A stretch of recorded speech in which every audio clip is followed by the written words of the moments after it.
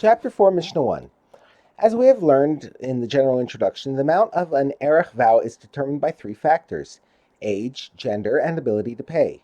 When one person vows to give the erech value of a different person, some of these factors depend on the person who makes the erech vow, and some depend on the person who is the subject of the vow. The Mishnah explains. When deciding the ability to pay for an erech vow, we look at the financial means of the vower, not the means of the vow's subject.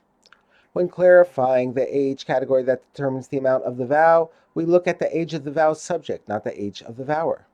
When clarifying the Arachin categories of male and female that determine the amount of the vow, we look at the gender of the vow's subject, not the owner.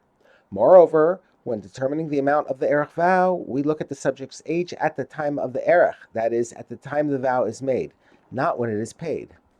The Mishnah elaborates on the first law mentioned above.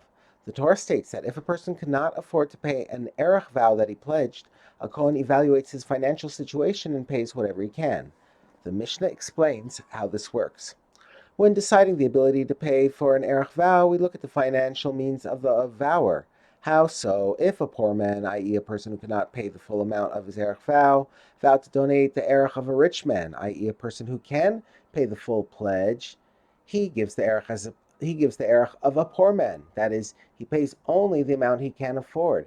And if a rich man vowed to donate the erech of a poor man, he gives the erech of a rich man, that is, he pays the full amount prescribed by the Torah.